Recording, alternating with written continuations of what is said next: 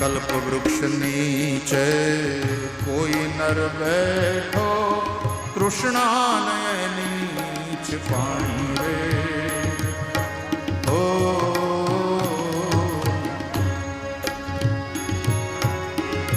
નહીં કલ્પે નક્કી બાવળિયો, નહીં કલ્પે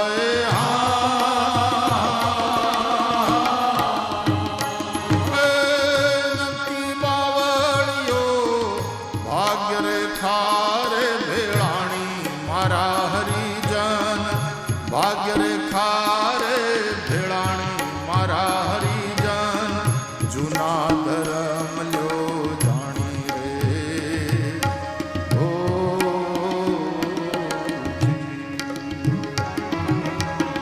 જૂના ધર્મ લ્યો જાણી મારા સાધુ ભાઈ, જૂના ધર્મ લ્યો જાણી રે. ઓ કલ્પ વૃક્ષ નીચે કોઈ નર બેઠો ને છતાં તૃષ્ણા ન એની छिपाणी, તો નહીં કલ્પ એ નક્કી બાવળિયો, તો એ કલ્પ વૃક્ષ નહીં હોય, બાવળિયો હોવો જોઈએ. આને ભ્રાંતિ થઈ, બાવળિયાને એણે કલ્પ વૃક્ષ માની લીધું. અને કાં તો ઓલાની ભાગ્યરેખા ભેળાણી. એક માણસ જંગલમાં ભૂલો પડ્યો, ભૂખ્યો તરસ્યો, એકદમ થાકેલો, બપોરી ટાણું, ભૂખ પણ લાગેલી, થાકીને એક ઝાડવા નીચે બેહી ગઈ. હવે એને ખબર નહીં કે જે ઝાડની નીચે પોતે બેઠો છે એ કલ્પ વૃક્ષ છે, એને ખબર નહીં. એ થાક્યો પાક્યો પોરો ખાવા બેઠો, બપોરી ટાણું, ભૂખ્યો તરસ્યો, પરસેવો લૂખ્યો પન્યાથી. એ પન્યું આપણું, પન્યાથી પરવેહો લૂહી, પરવેહો કાઠિયાવાડમાં શબ્દો આવે ને તો એ કાઠિયાવાડી પોશાક પહેરી લે, કડિયો ને ચોણો. એમ ભણેલા માણસનો જે પરસેવો એ આપણે ગામડામાં પરવેહો. સંસ્કૃતના પંડિતોનું જે ઉત્તરીય એ ગામડાના માણસને પન્યું. તો પન્યાથી પરવેહો લૂછી અને બેઠો બેઠો વિચાર કરે કે અરે ભૂખ લાગી છે, ઘેર હોત ને તો જમવા ટાણા જમવા ભેગા થયા હોત,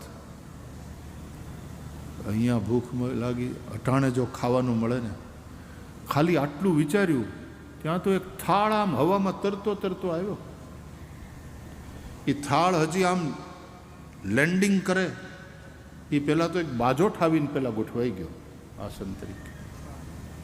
પછી બાજોટ જાણે કહેતો હોય થાળને, પધારો પધારો પધારો. એમ પછી થાળ અવતરિત થયો બાજોટ ઉપર. મોટો થાળ, એમાં આજુબાજુ વાટકાની લાઈન. તો એમાં આને જે જે ભોજન ભાવતા હતા ને એ બધા, શ્રીખંડ, પૂરી, મગની છૂટી દાળ, ઊંધિયું, કઢી, બટેટાવડા, ચટણી, પાપડ અને એક મોટા લોટામાં છાશ. આને નવાઈ બહુ લાગી કે મારું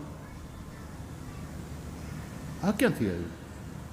અહીં તો એવું કાંઈ રેસ્ટોરન્ટ છે નહીં, એવું કાંઈ ધાબુ નથી, આપણે કાંઈ ઓર્ડર આપ્યો નથી. અને આવ્યું ક્યાંથી? જ્યાંથી આવ્યું હોય ત્યાંથી. અટાણે ભૂખ લાગી છે અને સામે ભાવતા ભોજન છે. તરત એણે હરિહર કરવાનું ચાલુ કર્યું, ખૂબ પ્રેમથી ભોજન કર્યું, જરાય ખૂટે એમ નહોતું. પેટ ભરાઈ ગયું, છાશ પીધી. પાણીની ઈચ્છા કરીને ત્યાં તો પાણીનો લોટો તરતો તરતો આવ્યો. આમ ઝીલી લીધો. જે મકર સંક્રાંતિમાં અમદાવાદના જુવાનિયાઓ કોકનો કપાયેલો પતંગ પકડે ને લૂંટે, એમ પાણીનો લોટો લઈ હાથ મોઢું ધોઈ પાણીનું આચમન કર્યું, ઓડકાર ખાધો. વાય ભાઈ, ધરાઈ ગયા.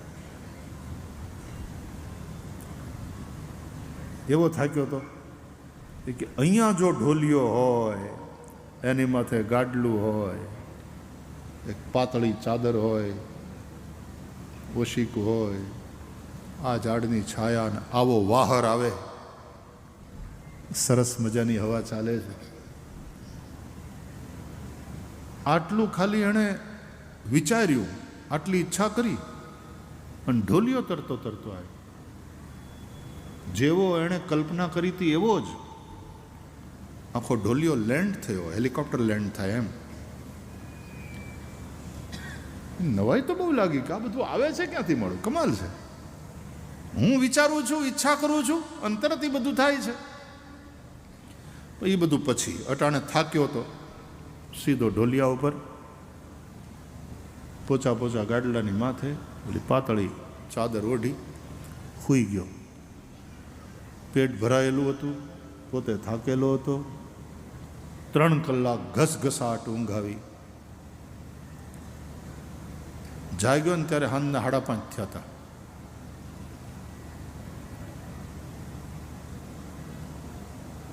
પછી રોજની આદત, ચાનું ટાણું.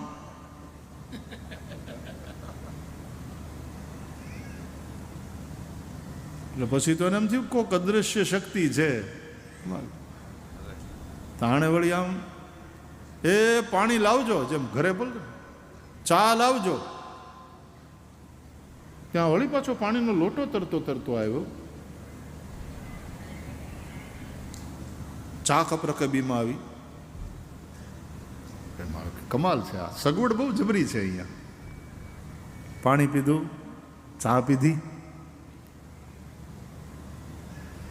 હાંજનું ટાણું થયું. હવે બેઠો બેઠો વિચાર કરે કે આ મળું, જે ઈચ્છા કરું છું એ બધું મળે છે ને આ બધું પ્રગટ ક્યાંથી થાય છે. આમ ઊંચું જોયું ઝાડવા ઉપર, અને પછી ન આવવો જોઈએ એવો એક વિચાર આવ્યો એને કે એલા આમાં ભૂત તો નથી ને, આ ઝાડમાં આ બધું આવે ક્યાંથી. એ આટલો ખાલી વિચાર કર્યો, ત્યાં ભૂતડા નાચવા માંડ્યા એની સામે. આ તો કલ્પવૃક્ષ હતું, જે કલ્પના કરે એ મુજબ થાય. ભૂતડા નાચવા માંડ્યા. એ ભૂતડા નાચતા માંડ્યા એટલે ત્યાંથી ભાગી ગયો તો વાંધો નહોતો, પણ પાછો ત્યાં ખાટલા ઉપર બેઠો બેઠો કે ઓય બાપા સાચું નીકળ્યું, ભૂતડા જ છે. મેં ભૂતડાને ઘેર ભોજન કર્યું અને આ ભૂતડા હવે મને છોડે નહીં, મારી નાખશે. મરી ગયા. એ મરી ગયા એટલું બોલ્યો, મરી ગયો. કારણ કે કલ્પવૃક્ષ હતું ને, એમાં તો જે તમે કલ્પના કરો એ મુજબ થાય.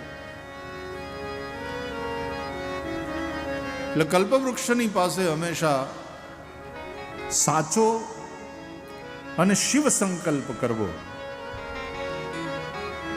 કલ્યાણકારી સંકલ્પ. તન્મય મનઃ શિવ સંકલ્પમસ્તુ. શિવ સૂક્ત છે વેદોમાં.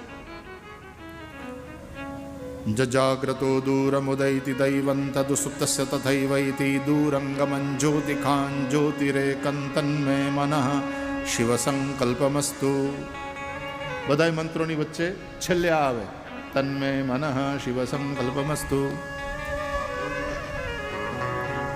સુખારથિરશ્વાનિવ જન્મનુખ્યાન્ને નીયતે ભીષુ વિર્વાજિન ઇવ રત્પ્રતિષ્ઠં જતજિરંજવિષ્ઠં તન્મે મનઃ શિવ સંકલ્પમસ્તુ.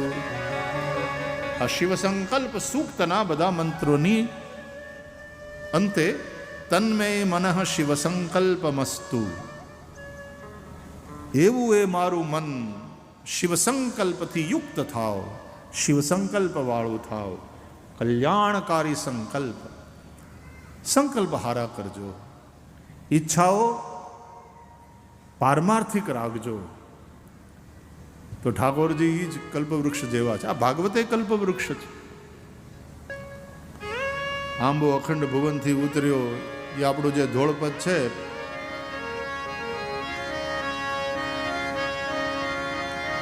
એમાં એક કડી એવી છે, કલ્પ વૃક્ષ થઈ આંબો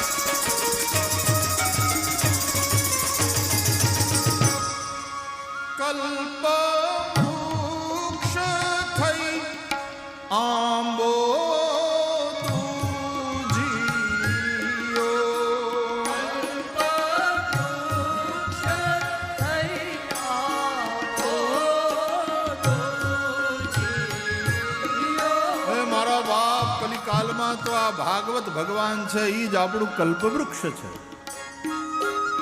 તુલસીદાસજી રામકથાની વાત કરે છે તો કહે છે, રામ કથા કલિ કામત ગાઈ. રામ કથા એ કળિયુગમાં કામધેનું છે. હરિનું ચિંતન એ જ ચિંતામણી છે.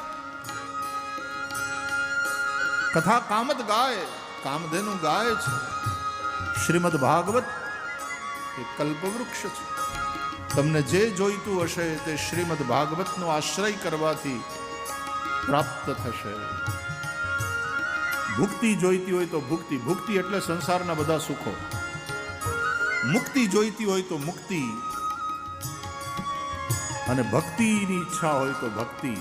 ભાગવતમાં છેલ્લે ભક્તિ જ માગવામાં આવી. ભવે ભવે યથા ભક્તિ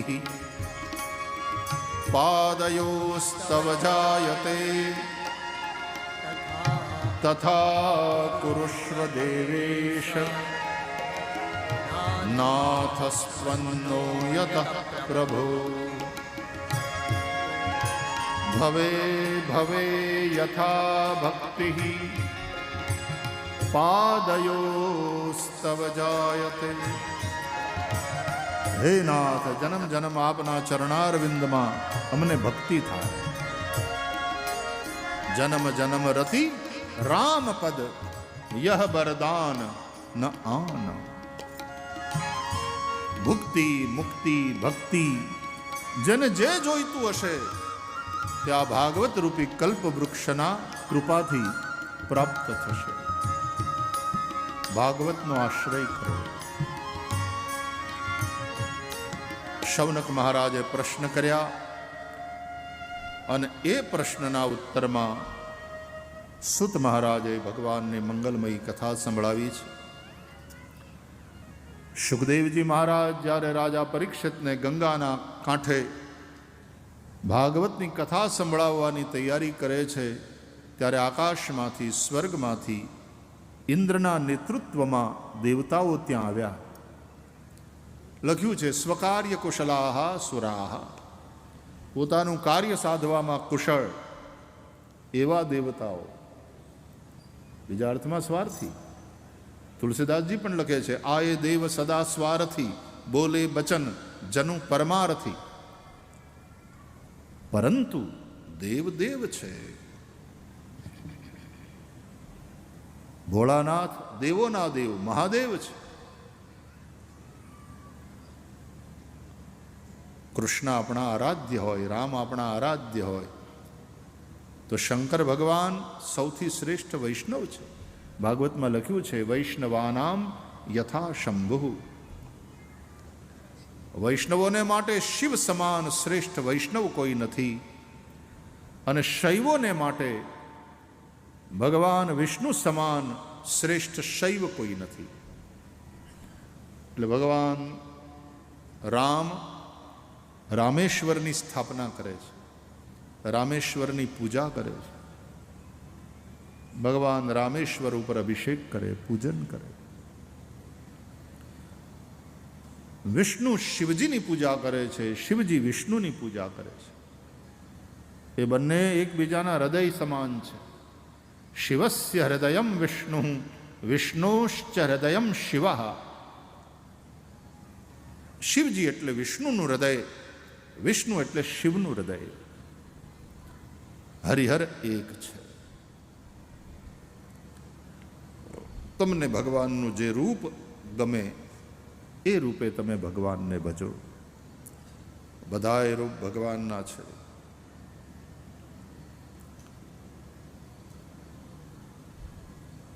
દેવતાઓ આવ્યા. સ્વકાર્ય કુશલાસુરાહ, પોતાનું કાર્ય સાધવામાં કુશળ, હોશિયાર, કામ કઢાવવામાં હોશિયાર, પોતાનું કામ કઢાવવામાં હોશિયાર. સ્વકાર્ય કુશલાસુરાહ. આવીને વ્યાસપીઠ ઉપર સુખદેવજી બેઠા હતા, ત્યાં પ્રણામ કર્યા. શુકમ નત્વા, દેવતાઓ પણ વ્યાસપીઠને વંદન કરે. એ દેવતાઓનો વ્યાસપીઠ પ્રત્યેનો આદર છે.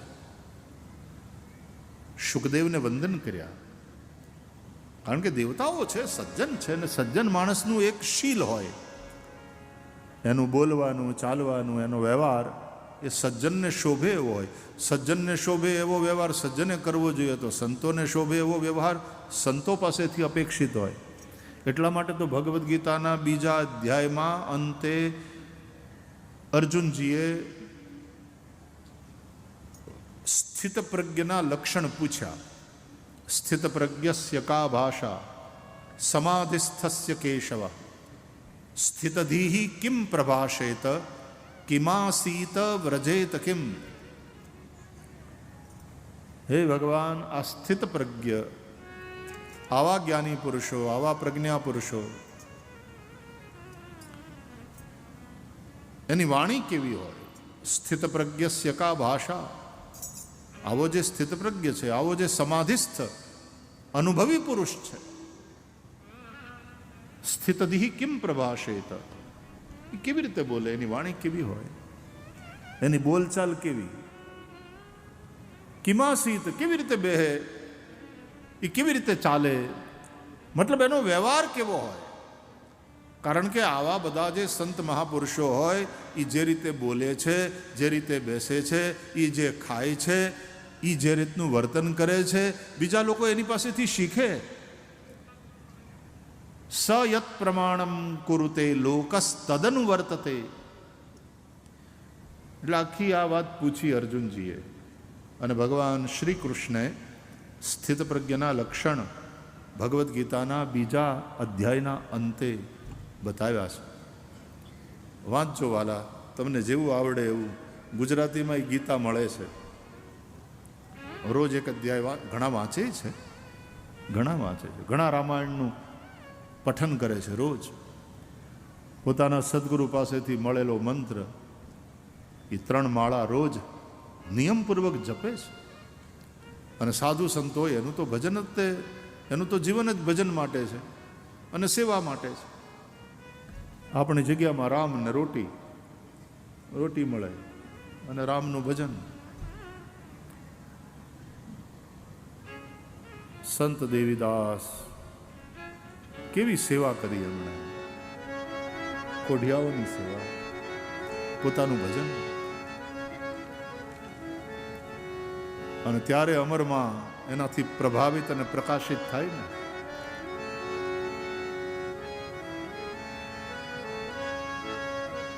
તમને સિદ્ધરે એ જાણીને અમે સેવિયા.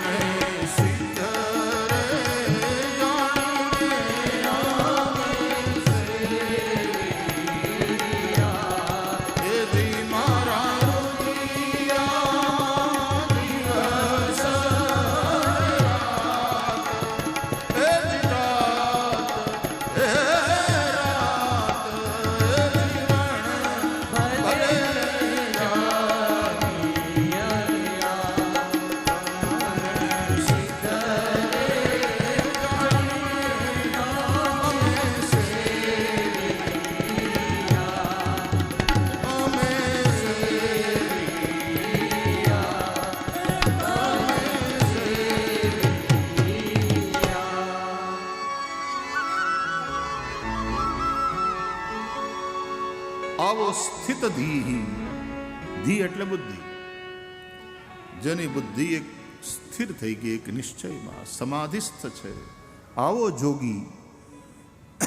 એની ભાષા, એનો વ્યવહાર, એની બોલચાલ, બોલ મેં તોલ હોતા હૈ. આપણે કેવી વાણી બોલીએ છીએ, આપણે કયા પ્રકારે પ્રેઝન્ટેશન કરીએ છીએ, પ્રસ્તુતિ, આપણી કઈ રીતે સ્તુતિ. સ્તુતિમાંય દોષ હોય છે. જેની સ્તુતિ કરીએ એની સ્તુતિ કરતાં કરતાં બીજાની નિંદા ને બીજાને હેઠે દેખાડવાના પ્રયાસમાં ચડી જઈએ, એને સ્તુતિ દોષ કહેવાય. એ નિંદાયુક્ત સ્તુતિ છે, એ સ્તુતિ દોષ છે. સ્તવન. શુકમ નત્વા વદન સર્વે સ્વકાર્ય કુશલાસુરા. દેવતાઓ છે, આખર સજ્જન છે, એનો વ્યવહાર સજ્જનને શોભે એવો. ભૂલ તો દેવતાઓથી થાય અને એની કથાઓ છે પુરાણોમાં. ભૂલ ડાયા માણસોથી થાય. સુખદેવજીને વંદન કરીને દેવતાઓ બોલ્યા કે મહારાજ, રાજા પરીક્ષિતને શાપ થયો છે, 7મે દાડે તક્ષકના દંશથી એનું મૃત્યુ છે.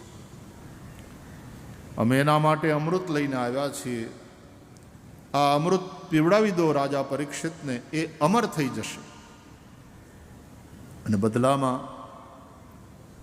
એમને એમ નથી આવ્યા દેવા માટે, કંઈક સ્વાર્થ છે કે બદલામાં જે કથામૃત તમે રાજા પરીક્ષિતને પીવડાવવાના છો, એ કથામૃતના પાન અમને કરાવો.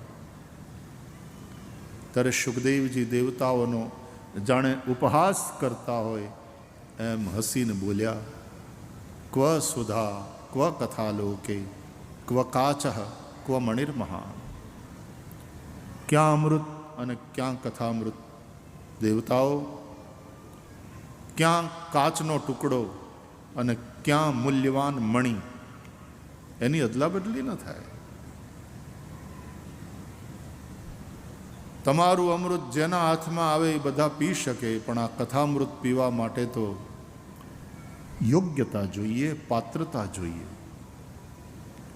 કુપાત્રની આગળ વસ્તુ ન વાવીએ, પાનબાએ સમજીને રહીએ ચૂપ. ઇદંતે ના તપસ્કાય ના ભક્તાય કદાચન. તો દેવતાઓને અનઅધિકારી સમજી અને શુકદેવજીએ આ કથામૃત ન આપ્યું.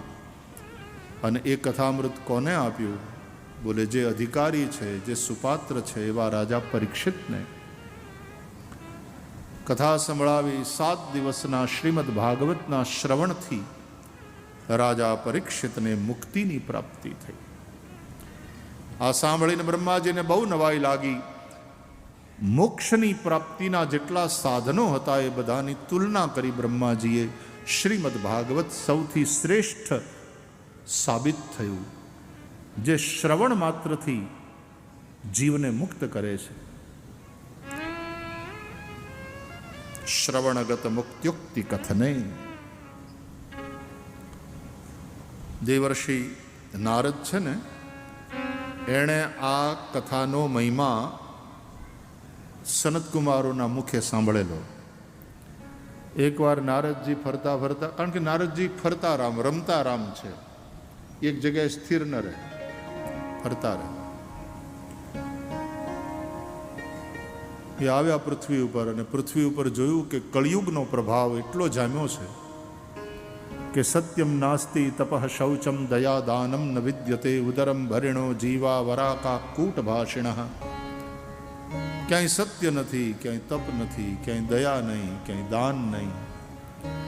લોકો આળસુ થઈ ગયા, ખાવધરા થઈ ગયા, કડવું બોલનારા, વાતે વાતે લડનારા, વાતે વાતે વાંધો પાડનારા. મનની ઉદારતા જ જાણે જતી રહી. કલીમાં કલહ પ્રધાન છે. કલીમાં કલહ, કલહ ઝઘડો, વાત વાતમાં વાંધા પડે, કલહ. ઘર ઘરમાં તે કલહ, ભાઈ ભાઈમાં કલહ, બાપ દીકરાને કલહ, પતિ પત્નીને કલહ, પાડોશી સાથે કલહ, ગામમાં એકબીજાને હારે વાંધા, કલહ કલહ કલહ. કલિયુગ કલહ પ્રધાન છે. એટલે એવા કલિયુગમાં કૃષ્ણ એવ ગતિર્મમ. ભગવાન શ્રી કૃષ્ણ દ્વારકાનાથના ચરણ પકડીને બેઠા રહો, એ જ આપણું શરણું છે. દેવર્ષિ નારદે ફરતા ફરતા વ્રજમાં જમનાજીને કાંઠે ગયા ને, તો ત્યાં એક દ્રશ્ય જોયું, એનાથી વધારે દુઃખી થયા. કારણ કે ભક્તિ દેવી રોતા હતા. એના બંને દીકરા જ્ઞાન અને વૈરાગ્ય હાવ વૃદ્ધ, અશક્ત, જર્જર કાયા અને હુતેલા પડ્યા હતા. ભક્તિને દુઃખી જોઈ દેવર્ષિ નારદ ભક્તિના દુઃખને દૂર કરવા માટે પ્રતિજ્ઞા કરે છે. જ્ઞાન અને વૈરાગ્ય ભક્તિના બંને દીકરાને જગાડવા માટે વેદ વેદાંત ઘોષૈશ્ચ ગીતા પાઠૈર મુહુર્મુહુ વારંવાર વેદ ઘોષ કર્યા, ઉપનિષદોની વાતો અને ગીતાને પ્રવચન કર્યા. જ્ઞાન વૈરાગ્ય થોડીક વાર જાગ્યા, આંખ્યું ખોલી ન ખોલી, ત્યાં વળી પાછા બગાસા ખાતા ખાતા આળહ મરડી સૂઈ ગયા. એ જાગૃતિ લાંબી ટકી નહીં. દેવર્ષિ નારદે પ્રતિજ્ઞા કરી, ભક્તિ દેવી તું રડ નહીં, શ્રી કૃષ્ણનું ચિંતન કર, ભગવાનનું ભજન કર, વિશ્વાસ રાખજે, તારા બંને દીકરાને જગાડીશ અને તારા બંને દીકરા સાથે હે ભક્તિ મહારાણી ગામે ગામ, ઘરે ઘરે અને જને જને તારું સ્થાપન કરીશ. જો આટલું હું ન કરું તો હું ભગવાનનો ભગત નહીં, હું હરિનો દાસ નહીં. ભગવાનના ભક્તને શોભે એવી પ્રતિજ્ઞા દેવર્ષિ નારદે કરી. આકાશમાં આકાશવાણી થઈ કે તમારું આ કામ સફળ થશે, એના માટે તમે સત્કર્મ કરો. સત્કર્મ શું તે સંતો તમને સમજાવશે. દેવર્ષિ નારદે અનેક સંતોને પૂછ્યું અને પછી બદ્રિકાશ્રમમાં આવ્યા. ત્યાં સનતકુમારો મળ્યા. સનતકુમારોને જ્યારે પૂછ્યું ત્યારે સનતકુમારોએ કહ્યું, એ સત્કર્મ એટલે શ્રીમદ ભાગવત જ્ઞાન યજ્ઞ. સત્કર્મ સૂચકો નૂનમ જ્ઞાન યજ્ઞ સ્મૃતો બુધૈ. તમે શ્રીમદ ભાગવત જ્ઞાન યજ્ઞ કરાવો. દેવર્ષિ નારદે પ્રતિજ્ઞા કરી, જ્ઞાન યજ્ઞમ કરિષ્યામિ શુકશાસ્ત્ર કથોજ્વલમ ભક્તિ જ્ઞાન વિરાગાણામ સ્થાપનાર્થમ પ્રયત્નતઃ. આ ભાગવત જ્ઞાન યજ્ઞ શા માટે છે? બોલે જ્ઞાન ભક્તિ અને વૈરાગ્યની જન જનના મનમાં સ્થાપના કરવામાં. કુત્ર કાર્યો મયા યજ્ઞ સ્થલમ તદવાચ્યતામિહ કો વિધિસ્તત્ર કર્તવ્યો. મહારાજ, આ કથા ક્યાં કરું, કઈ જગ્યાએ, કેટલા દિવસનું આયોજન હોવું જોઈએ, એમાં કઈ વિધિ વ્યવસ્થા કઈ રીતે કરવી પડે, આ બધું મને તમે સમજાવો. એટલે સનતકુમારોએ બધું જ સમજાવ્યું. દેવર્ષિ નારદને કહ્યું કે તમે ગંગાના કિનારે આનંદ તટ એટલે કે હરદ્વાર ત્યાં કરો કથા સપ્તશ્રોતમાં. દેવર્ષિ નારદ જે ભક્તિ માર્ગના આચાર્ય છે, એણે આયોજન કર્યું ભાગવત જ્ઞાન યજ્ઞનું. સનતકુમારને વક્તાના પદે રાખ્યા વ્યાસપીઠ ઉપર, અને બધે ઠેકાણે જેમ રામબાપુએ કંકોત્રી મોકલી એમ બધે મોકલ્યા વાયક કે પધારજો, આ ઉત્સવ છે. અને અનેક સાધુ સંતો ઋષિમુનિઓ આવ્યા. ગૃહસ્થ ઋષિઓ પોતાના પરિવારજનો સાથે, વિરક્ત સંતો પોતાના શિષ્યોને સાથે લઈને બહુ મોટી સભા ત્યાં ભેગી થઈ. અને એમાં સનતકુમારોએ ભાગવતી કથાનો મહિમા ગાયો. સદા સેવ્યા શ્રીમદ ભાગવતી કથા યસ્યાઃ શ્રવણ માત્રેણ હરિશ્ચિત્તમ સમાશ્રયે. ભાગવતની કથા નિત્ય સાંભળો, નિત્ય સેવન કરો,